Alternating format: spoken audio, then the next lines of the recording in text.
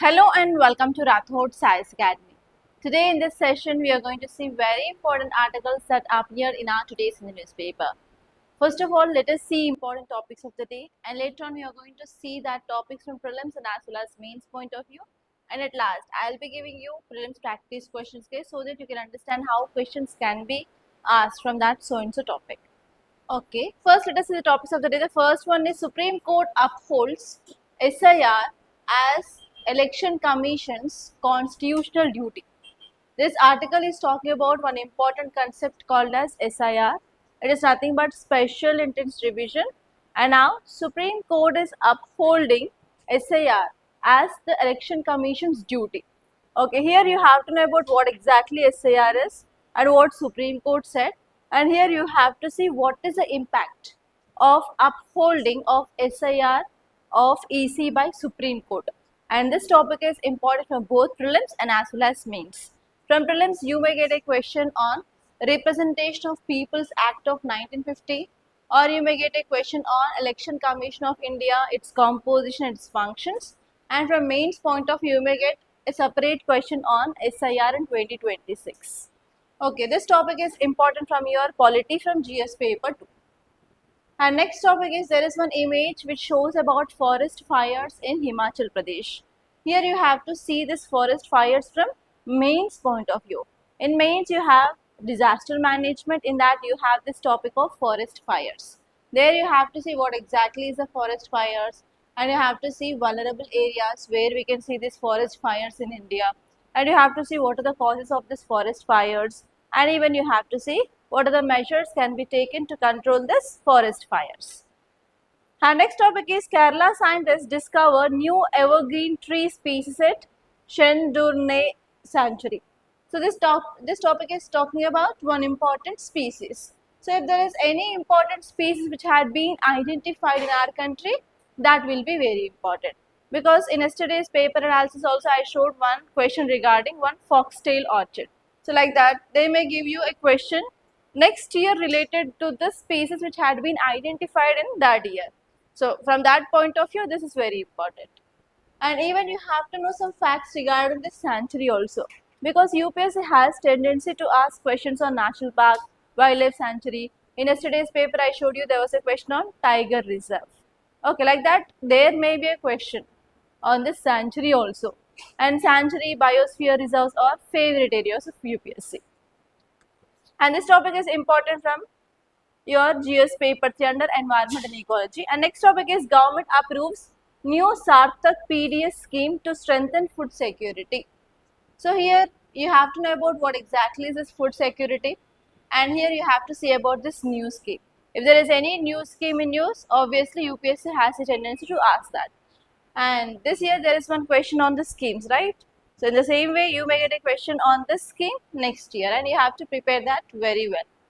And next topic is global crisis demand more than citizen sacrifice. As we know that now we are having a global crisis of LPG and as well as crude oil crisis. And you know what is the impact of that crude oil crisis in our country?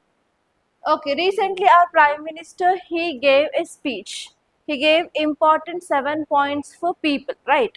So this article is analyzing those 7 points, and this article is saying that rather than giving guidance to people, so government has to take some steps to come out of this situation.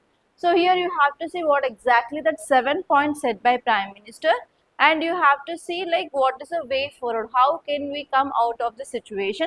And in this article they gave around 7 to 8 points that to be taken into consideration by government. You have to see that, and this may be a mains based question in 2026.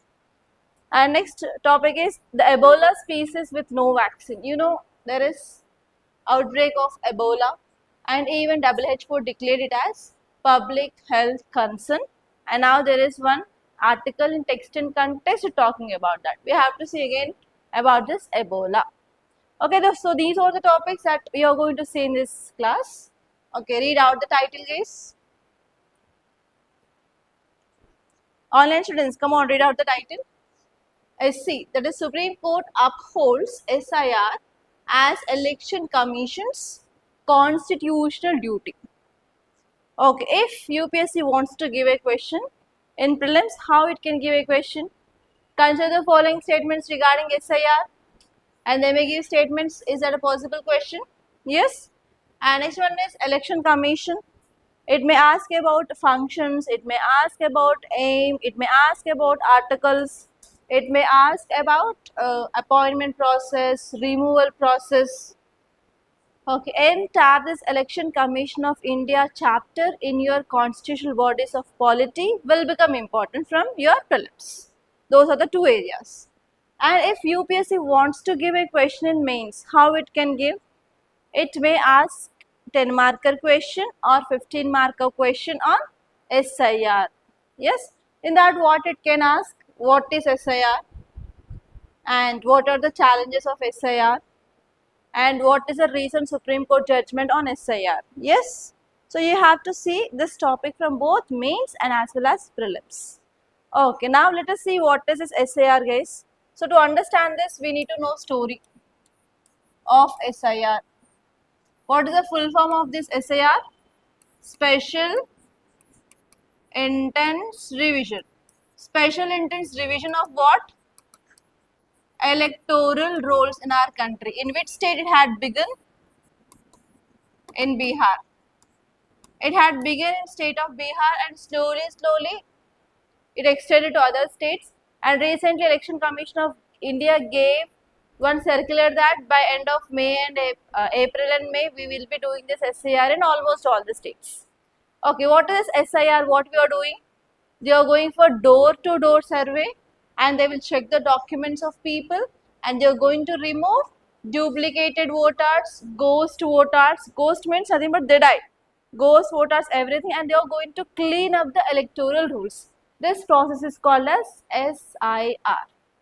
Okay, so what is the problem with this SIR? In many states, lakhs. In some states, crores of names had been removed in this electoral rolls or electoral list or voter list in simple. In voter list, in many states, some lakhs, even crores of names had been removed. That means obviously what happened? Will it impact this elections or not? Okay, so now it will impact elections. So because of this, what happened? Many states, they filed petitions in Supreme Court that this SIR is, because of this SIR, lakhs of people names are removed from this voter list. Obviously, it will be having impact on final result of elections. Because of this, many filed petitions. Okay, and what Supreme Court did? Supreme Court asked questions to whom? Election Commission of India, like, is that right or wrong? Removal of that many number of names in the voter list. But Election Commission of India, what it said? Yes, it is power of Election Commission of India under Article 324, 325 and 326. We have to clean the voter list. It is our responsibility. Why? The main aim of Election Commission of India is to ensure free and fair elections. That means we should not allow influence of foreigners in our elections. And it is our responsibility to keep voter list clean and green. For that reason, we can do anything. So that is the thing which mainly said by Election Commission of India. And now finally, Supreme Court also agreed with Election Commission of India that it is the constitutional power of Election Commission of India to conduct this SIR. Okay, so this is the story of this article, guys. Unless and until you know this story, you will not understand what exactly title is saying. So what title is saying? Supreme Court upholds means it agrees that SIR, Special Interest Division, as Election Commission's constitutional duty. And which article is giving power to Election Commission of India? Remember this, Article 324 of Indian Constitution. Because of this, it is in news case. Okay, now let us see this article clearly. Supreme Court of India, led by so and so bench, ruled that means gave judgment that the petitions which are challenging special intensive revision of electoral rules, primarily starting in Bihar in June 2025 and extended to other states is valid. So now Supreme Court said that this SAR did by Election Commission of India which started in Bihar is valid because it is a constitutional power of Election Commission of India. Okay, what are the observations of Supreme Court? Supreme Court said that it is constitutionally valid. It comes under powers of Election Commission of India. And next one here is, it is necessary for ensuring of free and fair elections under Article 324. Under Article 324, it is a constitutional power of Election Commission of India. And next point said by Supreme Court is ECI, that is Election Commission of India, has a duty and authority to conduct such kind of special revisions whenever it is needed. And next one is this process which is conducted by Election Commission of India, which serves the objective of accurate and credible electoral rolls. And next one here is, one more important point said by Supreme Court is, if someone's name is not there in the voter list means it does not amount to loss of citizenship. Okay, so these are the important points said by Supreme Court. Okay, and here you have to remember this point, loss of citizenship, because in 2018 or 19 there was a question. At that time we got Aadhaar cards. Yes, at that time the question given by UPSC was, consider the following statements, and they gave two statements related to Aadhaar card. In that, one is, if you are not getting or if you are losing Aadhaar card, is that it is also leads to loss of citizenship. So like that they related with Aadhaar and citizenship. Now here, if your name is not there in the voter list means, is that you are losing your citizenship? No. So in this way also UPSC can frame a statement. Losing of name in the voter list leads to or amount to loss of citizenship. Will that statement is right? No, it is wrong.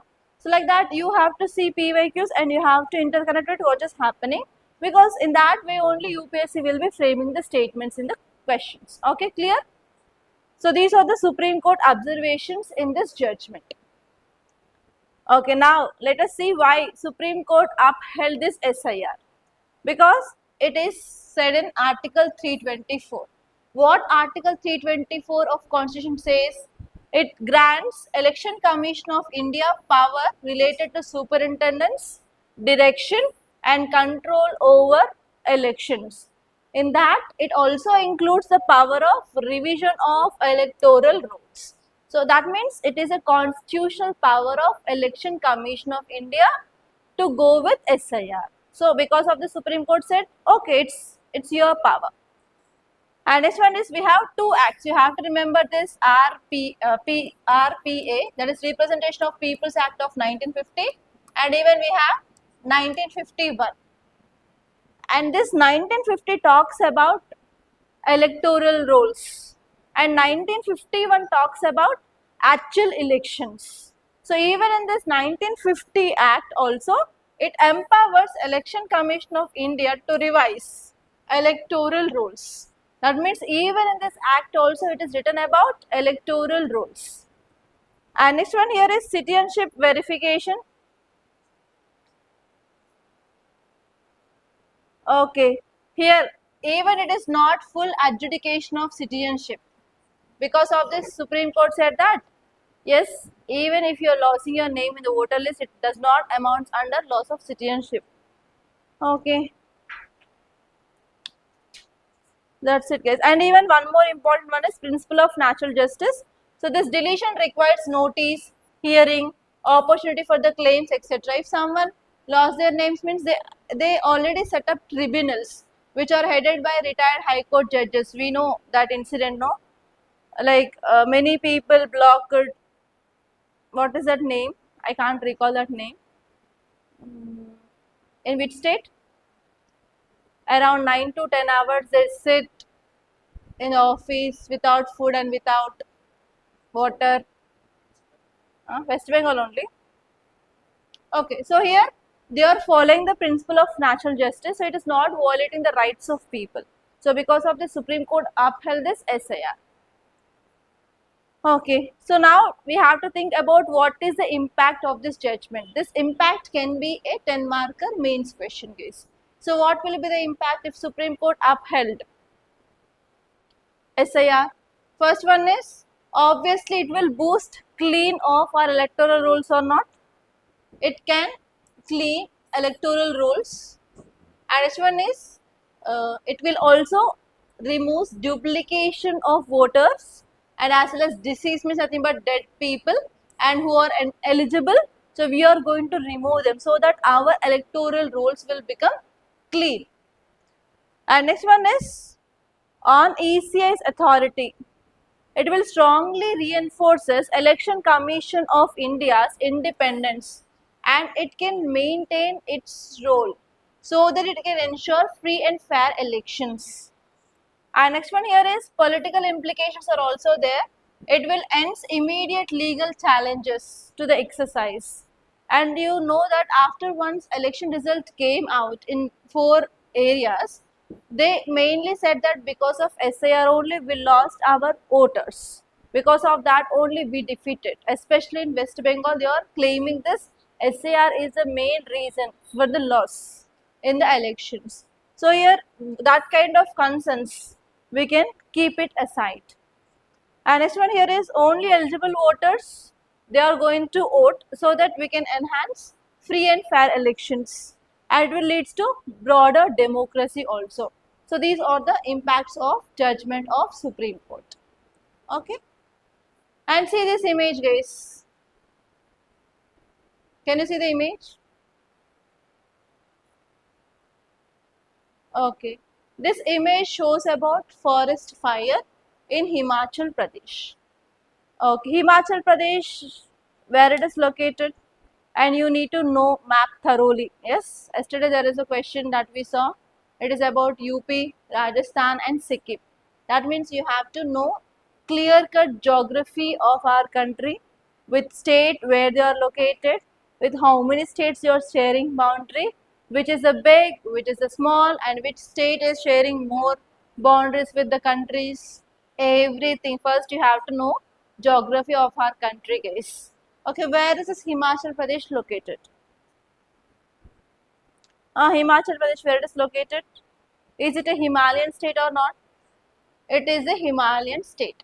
So now tell me, guys, longitudinal division of Himalayas and latitudinal division of Himalayas. You know Himalayas, right? Okay. In your geography, you will be studying about like this latitudinal division of Himalayas, longitudinal division of Himalayas. Yes or no? Yes or no in your Indian geography? So tell me latitudinal division. First we have which Himalayas? Trans Himalayas, Greater Himalayas. Next,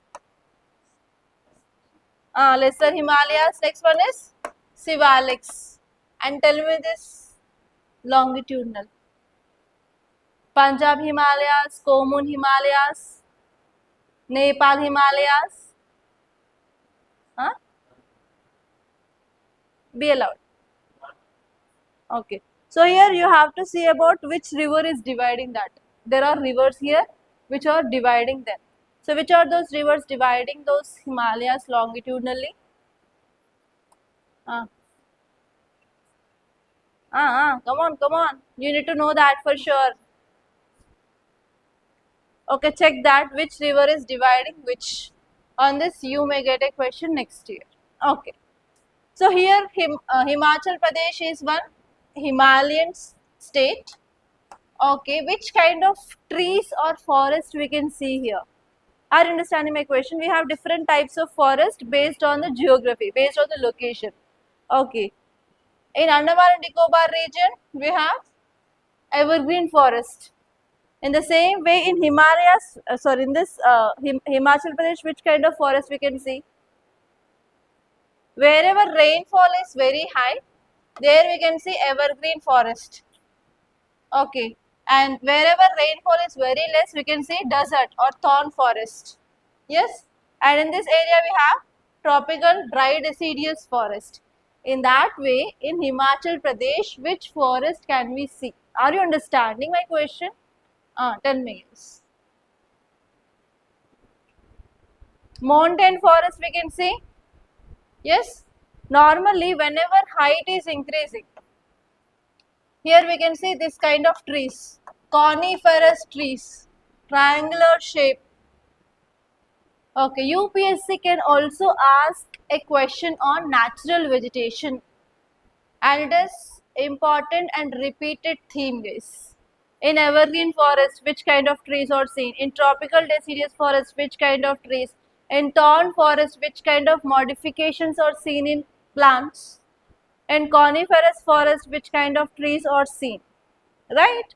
So in that way, you have to prepare thoroughly from geography and environment point of view, guys, and it is repeated theme. You have to know that for sure. There is no excuse. So here in this Himachal Pradesh, we have this mountain forest. And what is happening now? Any geographical changes? We are having climate change. Because of that, this time we are going to have El Nino or La Nina? El Nino. El Nino, what happens in El Nino? Is that good for Indian rainfall or bad? It is bad for Indian rainfall. We are going to expect below normal rainfall this year. If rainfall is less, then what happens? Trees will become dry or trees will become green. Trees will become dry. Okay. And normally whenever the wind flows, what happens? The friction between the branches can create, that will lead to rupture of fire. That is a mechanism used by our early man to create fire, no? In the same way, whenever these branches are rubbing towards each other, they will create a spark of fire. And if that region is dry, then what happen? Easily spread of forest fires can happen. So now the same condition is going on in Himachal Pradesh because of climate change, increased temperature, El Nino, and increased heat waves. Recently we discussed about heat waves, no? Increased heat waves, increased temperature. What is happening here? Dry winds are blowing. So because of that, forest fire happened in this Himachal Pradesh. So that is the mechanism why now Himachal Pradesh got this forest fires. So now what exactly you have to see? When you see about this forest fires, we have three types of forest fires. Okay, so you have to see those three types. First fire is ground fire. Ground fire is nothing but, as you know, in summer season, trees will become dry, leaves will become dry and they'll fall down. If fire happens at this ground level, if this dry leaves, dry twigs catches fire which are there at the ground level, then that is called as ground fire. Okay, clear? And next one is surface fire.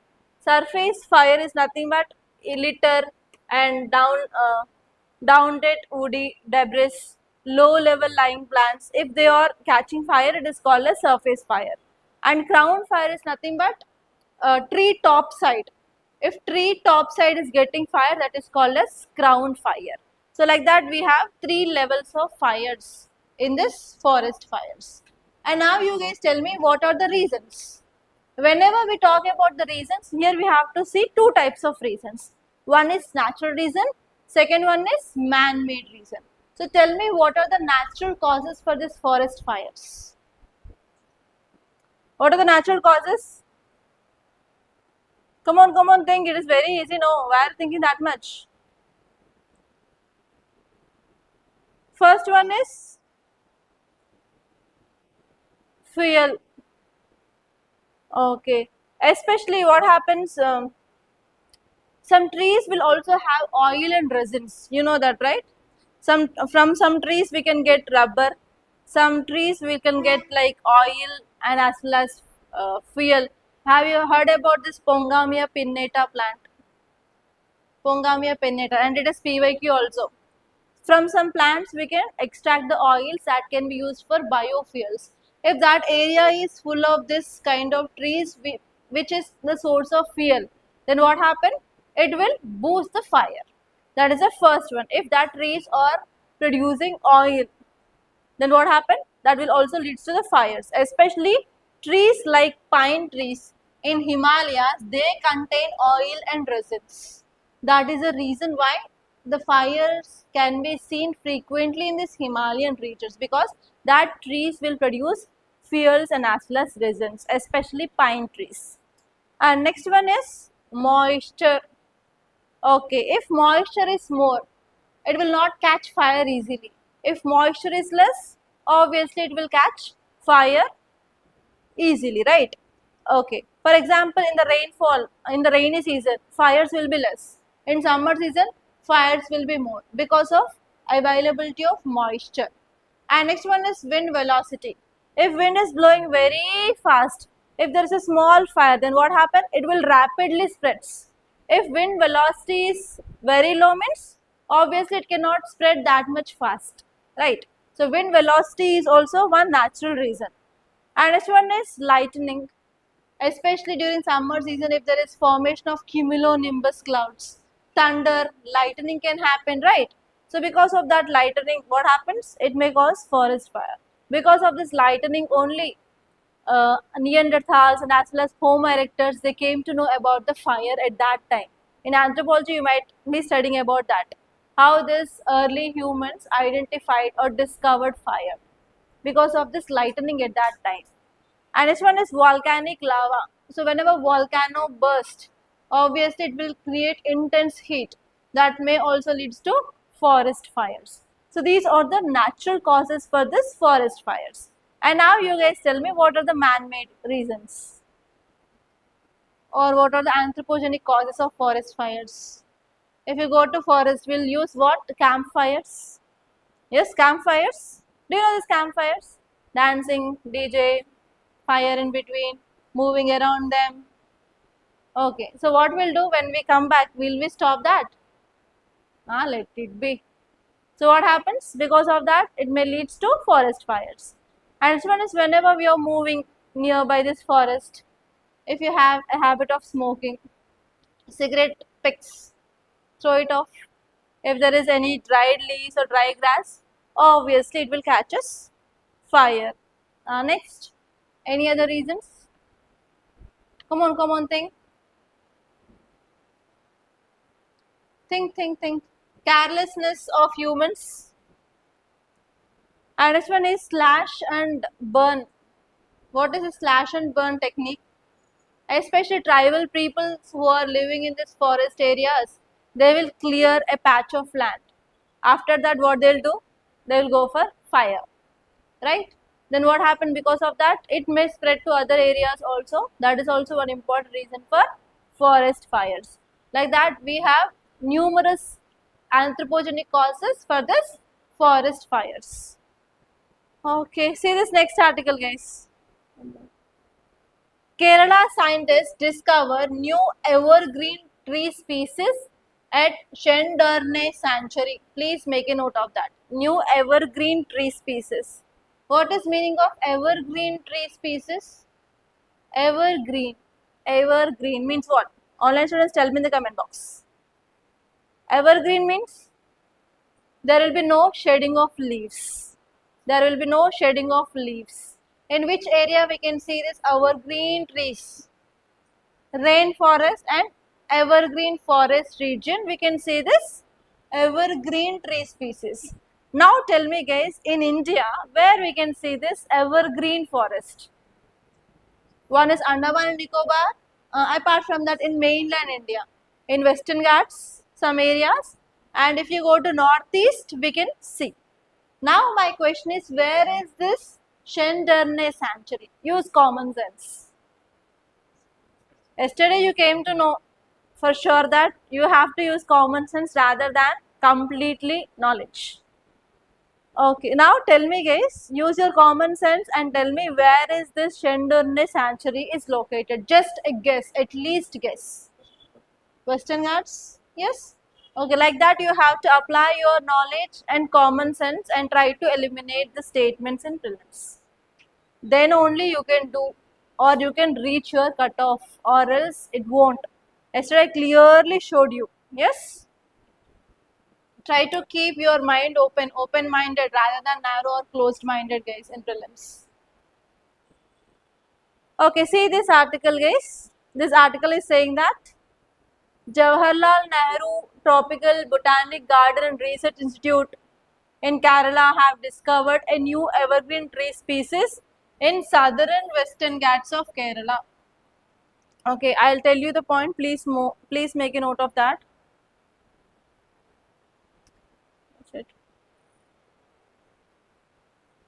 Okay, write down that new tree species name, Humboldtia nairiana. Please make a note. Evergreen plant name is Humboldtia nairiana. Humboldtia nairiana in Shendurne Wildlife Sanctuary in Western Ghats of Kerala.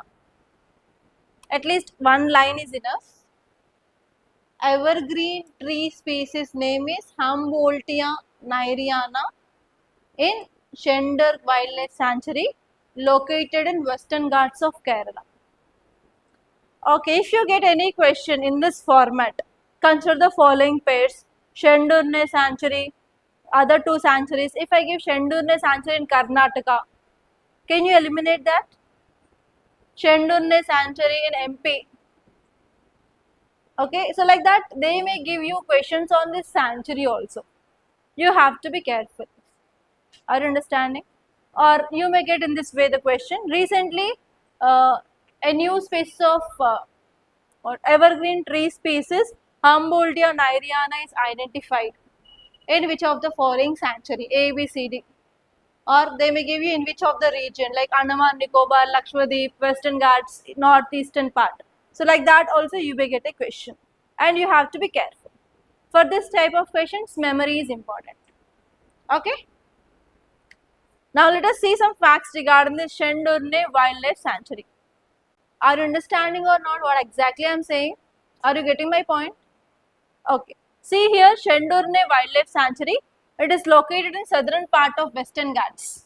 In which state? Kerala. And it is part of Agasthamala Biosphere Reserve. And on this Agasthamala Biosphere Reserve, if you see PYQs, at least twice UPSC asked question.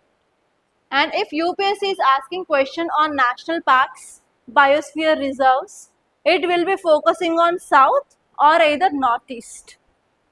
It will focusing on south or northeast only. It will not go beyond these two areas.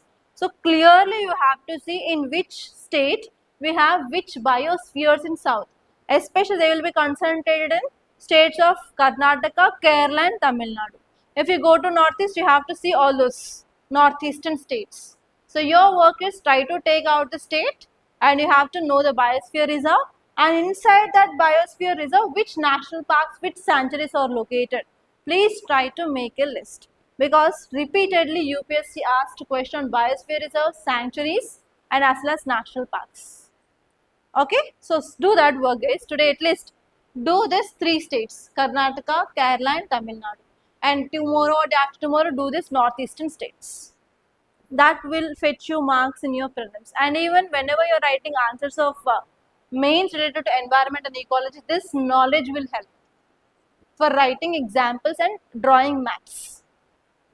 Okay, next one here is, here major rivers will be flowing in this sanctuary. We have Shendurne River, I don't know pronunciation, and even Kalanda River. So some rivers are flowing in this area.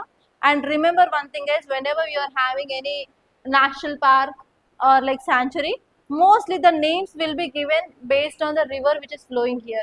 The same which is here in this case also. Based on the name of the river, they got the name of that sanctuary. Okay, in that way also you can remember nearby rivers. And you have to see the flora. Flora is nothing but plant species. We can see tropical evergreen forest, semi-evergreen forest and even moist deciduous forest in this area. Okay, and next one is, we have one endemic species here, that is Chenkurunji is endemic to this region. Please make a note here. Okay, in this region there is one plant called as Chenkurunji which is endemic. In yesterday's paper also you have seen this word endemic in that orchid question. Yes, it is endemic to only this region. Endemic means it is seen only in that place. Beyond, if you're coming out of that place, we cannot see that plant species. That is the meaning of endemic. And endemic is one of the favorite area of UPSC. Every year in one question they will use this word endemic. It is endemic. Last year also, last year there was a question on peacock tarantula. It is a spider base, and in that also they gave it is endemic to some areas like that. Endemic word will be used by UPSC if they give any question related to animal or plant species. So here you have to focus on that also. Whenever you are making the list of these sanctuaries or biosphere reserves, you have to see whether there are any species endemic. For example, you have seen this movie. What is that movie? Allu Arjun movie, Red Sanders. Pushpa. In that Pushpa movie, they show about this red sanders. These red sanders are endemic to India only. Beyond India, we cannot see. So like that, you have to see which are the species endemic to India. Because why UPS is focusing on endemic forest reserves? Because you are writing common prelims examination for IFOS also, no? Indian Forest Services. That means UPSC needs you to think about this also. Without knowing if they give this post of IFOS officer, can you do uh, can you do like will you be worth to that? No. So you have to know about forest species, forest animals, plants for sure.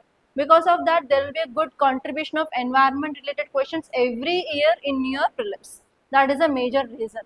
So for that reason, for sure, UPSC will be giving this kind of questions if there is any new species identified, or if there is any species in threat, or if they identify any species, or they will be asking about newly added national parks, newly added Ramsar sites, newly added anything regarding environment. That is the logic behind it, nothing more than that. Okay, and if you see the fauna is nothing but animals. We can see elephants, tigers, leopards, goats. Goats is nothing but Indian bisons, sambar deer. Okay, and here you have to remember this one, Nilagiri langurs. Langur is nothing but langur means monkey. So here we can see Nilagiri langurs.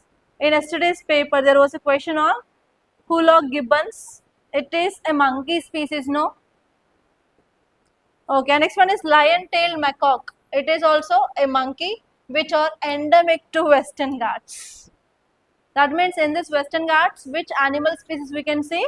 Nilagiri langurs and lion-tailed macaques. Whenever I am telling any animal species, please do Google it and see image. That will lead to your pictographic memory. Pictographic memory is very important, guys. We cannot remember everything by reading, studying. Something we can remember by our memory in pictograph. Okay, so pictures, if you see, you can remember for long term. Yes or no? Based on the color, based on the things that you focus. Okay, so this lion-tailed macaque and Nilagiri langurs are endemic to this Western Ghats. And that's it, guys. Okay, see this next article. Government approves new Sarthak PDS scheme. And they are focusing on strengthening of what? Food security. What is meaning of food security? First of all, tell me what is the meaning of food security. Online students, tell me in the comment box. What is the meaning of food security? Here again you have to remember 3 A's. Access to food, availability to food, affordability to food. Okay, if people of our country is having proper access, availability and affordability, then that condition is called as food security. Food security is not only availability of food, even everyone should have access to the food and everyone should afford that food. Okay, so this is called as food security. And now government approves new scheme called as Sarthak PDS. Here what is the meaning of PDS? Public distribution system. What is public distribution system is about? Government will be purchasing food grains directly from farmers through FCI, Food Corporation of India, right? And this Food Corporation of India, what they'll do? They'll store food grains. And later on, every month this FCI will be sending this bags of rice, wheat or anything to nearby ration shops. Ration shops are called as fair price shops. You should not use this name ration shops. It is fair price shop. And people will be going to this fair price shop and they will be purchasing the grains at a very low subsidized cost. For example, 2 rupees, or nowadays after this COVID-19 government is giving free of cost food grains like that. So this system is called as PDS. But now they said Sarthak. Yes, you have to know what is that Sarthak PDS. So how you can get a question? Recently Sarthak PDS is in use. What it is? It is going to ensure what? Under that it may give food security, other things, any security, digital security, like that. They'll give you 4 options and you have to select the correct option. It is about food security. And next one is consider the following statements regarding Sarthak PDS. They may give you 2 to 3 statements and they will ask you which of the above is right or incorrect. And always remember, whenever they are giving any schemes, policies, always aims and objectives will be for sure right. They will not change aims and objectives.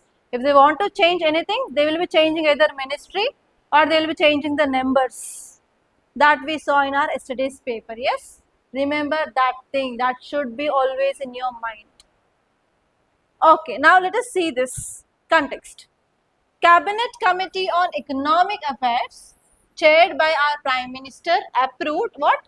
Sarthak Public Distribution Scheme, and that is for next 5 years. There is one question in yesterday's paper. They gave dates of this to this. Okay, obviously whenever they give the numbers and dates, that will be for sure wrong. They will mislead you by giving wrong dates. So here it is for period of 5 years. And they may change it to 10 years, 15 years, 20 years, 4 years, 3 years, like that. Even in yesterday's class, we discussed about one committee on SC and ST. They gave 2 years of time for that committee, but actually it is for only 1 year. So like that, there is a tendency of changing the time period, guys. You have to keep that in the mind. Okay, if you see the aims and objectives, the first one here is they want to create unified, citizen-centric, intelligent and interoperable public distribution system architecture. Okay, whatever the PDS system is there, now we have lots of loopholes. You know that black marketing of grains can happen, and on time they may not give the food grains, and sometimes what happens, instead of giving 5 kgs, they will be giving some amount less, like 4.5, 4, by creating some malfunctioning of that so and so thing. Yes, that is there, right? And even sometimes our fingerprint may not work, some technical issues can happen, so because of that they may not dispense the grains. So like that, lots of problems which are there in our present PDS system. To overcome that system, government came up with this Sarthak PDS. So they are focusing on citizen-centric and intelligent and interoperable system now. And they want to strengthen food security for around 81.35 crores NFSA, that is nothing but National Food Security Act people. And they are focusing on last mile delivery of subsidized food grains. And they are focusing on financial support for the states and UTs. And they are focusing on modernization of our entire PDS supply chain system by incorporating advanced technology to remove the leakages. So these are the main objectives of this scheme. Okay, what are the key features? First one is, we are going to integrate earlier 2 schemes. What are those 2 schemes? First one is,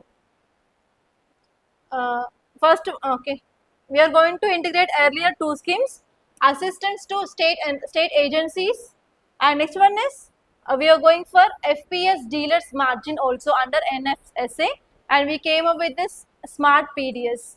Smart PDS is nothing but scheme for modernization and reforms through technology. Just whatever the PDS is there, we are going for advancement in this modernization. We are coming up with reforms in already existing PDS system. And which kind of technology we are using? Now here also we are using AI and machine learning for monitoring of grievance redressal of the people. If people is having any questions, we are using now AI and machine learning to solve the problems of people. And next one is, even we are going to use this blockchain technology for transparency and tracking of movement of the vehicles, etc. And we are going for automation of point of sale machines. You know, the machines which will be used for seeing how much weight it is, weight machines. So those will be also electronic machine rather than traditional machines. Traditional machines we can add some weights, and so that what happen, we can do some malpractice. But if you're going for this electronic machines, the malpractice will be obviously reduced. And next one is they are going for Aadhaar compulsory, GPS tracking and QR codes. And next one is they are also focusing on financial assistance regarding transportation, handling cost, etc. And they are focusing on reducing of unnecessary movement of food grains, and they are focusing on stronger grievance redressal system, and they are focusing on better monitoring and as well as curbing of leakages and diversions. So these are some important things that you have to remember. Okay, now let us see next article. See this case. Global crisis demand more than citizen sacrifice. Okay, as you all know that now we are facing global crisis related to crude oil and as well as LPG. Because of what? Because of West Asian crisis, that you know. And even in India also, petrol price had been raised fastly, and within last 10 days there were 4 times government increased the price of petrol and diesel, and even LPG price had been increased, and even commercial LPG is very difficult to get, and even the black marketing of LPG is also happening in our market, that leads to very high cost of LPG. You know all these things. At that time, recently our Prime Minister addressed nation and he gave 7 points. What are the 7 points? Can anyone tell me? First one is rather than going to office, we have to promote work from home. Yes. Next one is don't buy gold. This will be like, you can remember this, don't buy gold. Next, use of public transport. Next, yes, you have to reduce the foreign tours. Rather than going to foreign countries, go for online conferences. Next, even for bank people also, only if need you have to go, or else try to stay in office or try to stay in home to work from home. Next, electric vehicles, we have to shift to electric vehicles. So these are the some ideas given by Prime Minister. So what do you think, whenever our Prime Minister gave this kind of address, is that right? Is that right? Okay, this article is criticizing those 7 points given by Prime Minister. First let us see those 7 points and let us see how this guy is criticizing, and from that criticism you can get some points related to what are the negatives which are there in our government. So whenever if you are writing any answer regarding to critically analyze, then you have to write the negative points that you can cover from this article. Clear? Okay, now let us see those 7 points. You know most of them. The first one is prioritize work from home, because we can control the traveling cost and we can decrease the demand for diesel and petrol, right? And next one is avoid buying gold. Okay, we have to postpone non-essential gold purchases, so that what we can do, like we can reduce our current account deficit. For that reason, yes, we have to reduce the gold import. And next one is use public transports, like we have to rely on metro or public buses rather than using our private vehicles. And next one is we have to reduce cooking oil consumption, rather than that we can use electronic appliances in our kitchens. And next one is we have to shift towards natural farming. Why? Because most of our chemical fertilizers will come through this route of Strait of Hormuz. It is blocked. So we are not going to get this chemical fertilizers on time. Because of this, Prime Minister advised that use natural fertilizers like cow dung. We have no neem oil, like that. We will be getting some Jeevamrut. Okay, like that we have to use some natural fertilizers rather than organic, rather than chemical fertilizers. And next one is he said promote Swadeshi. Okay, we have to use or utilize locally manufactured goods rather than foreign goods, because transportation cost increased, the price of the goods will be increased, import duty will be increased, and import bill will be increased, CAD will be increased. That is the reason he said. And next one is avoid foreign travel. So these are the 7 important points said by Prime Minister to address this situation, to overcome this present crisis situation. Okay, now this article is saying that rather than giving the 7 points, government has to take some steps. so that people will be comfortable in this situation. The first point is government has to invest seriously in social protection systems. During this COVID-19 time, how government fought against the situation, how government provided the social security. In the same way, now also government has to provide social security for the people, because there is no proper availability of work in West Asian countries. Remittances are affecting, and even people who shifted there, they are coming back. Government has to provide rescue mechanisms. Okay, so for that reasons, government has to focus on social protection system. And next one here is government has to confront rising economic inequalities. In our country, economic inequalities are increasing. If government is focusing on decreasing of economic inequalities, we can control poverty. If you are controlling poverty, obviously people can purchase this kind of diesel or petrol, whatever the price it may be. So the major reason now, major problem in our country is economic inequality. Government has to focus on decreasing of economic inequality. That is the second point which mainly said. And third one is we have to prioritize long-term investments in education, scientific research and public universities. If you are focusing on education R&D in our country people will be coming up with new inventions, new advancements related to electronics, electric, everything, so that we can reduce our reliance on this crude oil. So government should focus on long-term investment rather than bringing this import of crude oil. It is a short term. And next one is government must strengthen the transparency and public trust by handling widespread public anxiety and uncertainty. So now because of lack of LPG availability and because of this shortfall of LPG, now we are seeing anxiety and uncertainty in the people. Yes, so people are standing in queues for getting cylinder. Okay, so because of this, and many a times we saw that petrol bunks had been shut down, and there is no availability of petrol and diesel in the petrol bunks, and panic is created among the people. So government has to handle this kind of situations through increasing of transparency. Government has to showcase like exactly the data of fuel or like diesel, petrol, prices, so that it will not create panic in the people. And next one is government has to invest seriously on climate resilience and sustainable urbanization. Okay, so government is asking people to conserve electricity, right? Conserve electricity, conserve diesel and as well as petrol. Rather than that, government has to focus on climate resilience and sustainable urbanization. We have to have a proper planning, proper transport system, proper green spaces, so that what happen, environmental degradation can be stopped to some extent. So if environmental degradability is stopped to some extent, what happen, we can control global warming to some extent. If you are controlling this global warming, there is less requirement of power also. So like that we can minimize the use of coal as well. Coal is also an example of fossil fuel we are importing from other countries. And next one here is government must reduce regulatory unpredictability and has to create stable, fair policy environments for business. For business, workers, researchers also, we have to focus on proper providing of environment rather than increase uncertainty in business. And next one is we have to protect democratic dialogue instead of allowing criticism by routinely framed anti-national.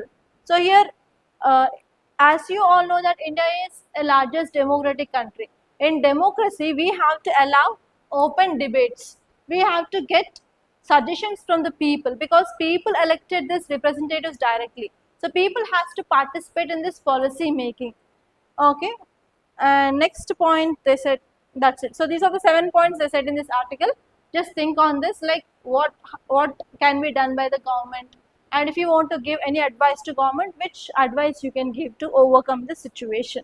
You have to cover LPG, you have to cover coal, you have to cover development, you have to cover investments, all different dimensions you have to think, and you have to give a suggestion. Today's mains question will be on this topic. Okay, now let us see the next topic. It is about Ebola species with no vaccine. As you know that Ebola outbreak is happening in this Africa region.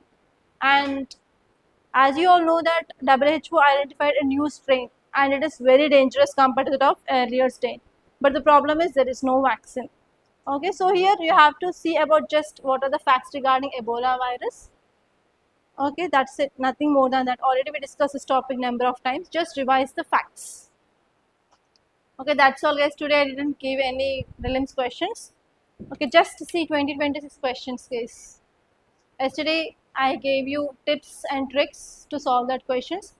Try to apply that same tricks and tips even in 2025 paper, 2024 paper, all PYQs guys. And you will be getting a confidence. Yes, whatever the paper may be, how much difficult the paper is given, you have to answer that. You should be ready. Don't think about the format of questions. Don't think about paper is lengthy. Don't think about different types of questions. I didn't read anywhere. So you're not supposed to answer 100 questions. Keep that thing in mind. You will be answering only just 80 to 85 max. Max will be 85. That means 15 questions if they are not, you didn't see anywhere. If it is the first time also, what is wrong? You can leave that 15 questions, no? You can use the tricks, tips, your knowledge, strategy in remaining 85 questions. Why you will be bothering about that 15 questions? You know 85 questions, no? So always you have to maintain calm, emotional stability, and as well as you have to try to apply your knowledge. You should not go blank in the examination hall. If you are like weak emotionally, if you are mentally weak, you can't do this paper. I am telling you before itself. You have to maintain that stability.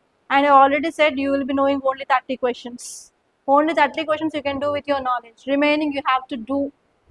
And you need to have courage. If you are having courage, then only you can do this. Courage means nothing but you have to attempt the questions which you don't know and you have to bubble that. That is called as courage in this examination paper. You should be like a warrior. And you have to think that UPSC, whichever paper you will give, I am ready to answer that question. You need to develop that kind of attitude towards examination. Okay? And you have to perfectly, if there is any question which can be solved by knowledge, you should not go wrong with that. 100% accuracy you have to maintain regarding that. Okay? So like that, try to apply these, try to revise your subject. First, focus on classes. Complete all your classes. Because rather than reading, if you listen, you can remember for a long time. Yes or no? If you understand the concept, you can remember it. If you are not understanding concept by reading, who will solve? Are you understanding? So first listen the classes. Next will be your class notes. Third source will be your standard books or material. Okay, first complete all the classes. Read notes at least twice or thrice. And try to identify important words or PYQs which are there in your class notes. And next, see your material. And next one is PYQs. Don't leave the PYQs. Okay, I already showed you directly 2 questions are from PYQs. And from 2016 paper, there were 4 questions directly in this 2026 paper. Next year who are writing this 2027, you have to see 2017 paper thoroughly, 2007 paper thoroughly, 1997, 1987. That will work guys. Okay, see 10 years back papers first thoroughly and later on you have to go to others. Okay, these tips no one will tell as I'm telling in your class, as I'm scolding you every day, taking class every day. Try to understand this.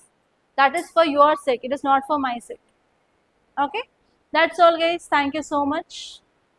And by this I'm concluding. And if you like this class, please do hit the like button and please do share this class to your friends. And do subscribe to Rathod's IAS Academy. Don't forget guys. And if you want to start your preparation, here we are providing GS Foundation course and the new batch is going to be started from June 8th guys. And if you have any queries and if you want to know the more details of this course, please do contact us on this number 8074765513, or else you can visit our academy which is located in Ashok Nagar, Hyderabad, exactly above Vikas Book Center.